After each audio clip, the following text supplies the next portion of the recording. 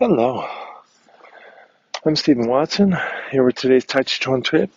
I'm in Deep River, Connecticut, and the sun is up a bit.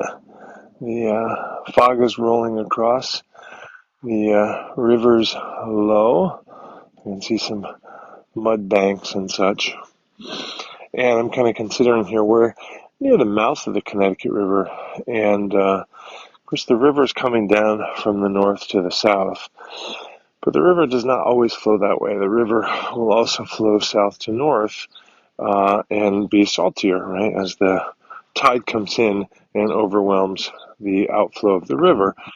And so, depending on where you are in the river, you can experience the river moving two different directions at different times of day and different times of, different seasons that, may be affecting that a bit as well.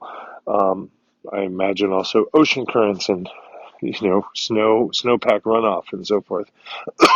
But at any rate, I'm here where the flow is currently moving another direction, sort of the net flow, I guess we might say. Um, so there's an interesting kind of brackish element, interesting thing of seeing some things under the water passing south, but some things atop the water passing north. Um, and eventually that balance will be shifted and the river will flow south primarily again. So I don't know if it's as simple as a binary. It's either flowing north or south, and it's probably sharing a little bit, and there's probably sort of these coincident passing flows. But I'm very interested as a Tai Chi Chuan practitioner in practicing flow, right? So chi, thoughts, intention, breath, and so forth. So what I invite you to do is consider where flow moves in a different than ordinary direction. And when that isn't necessarily a bad thing, it could be a healthy thing.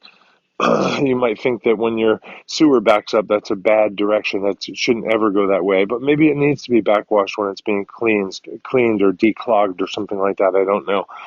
But I certainly know that we have flows in the body that ordinarily go in one direction and are understood to be flows that move in that direction, but they can flow in another direction in a healthy manner at given times.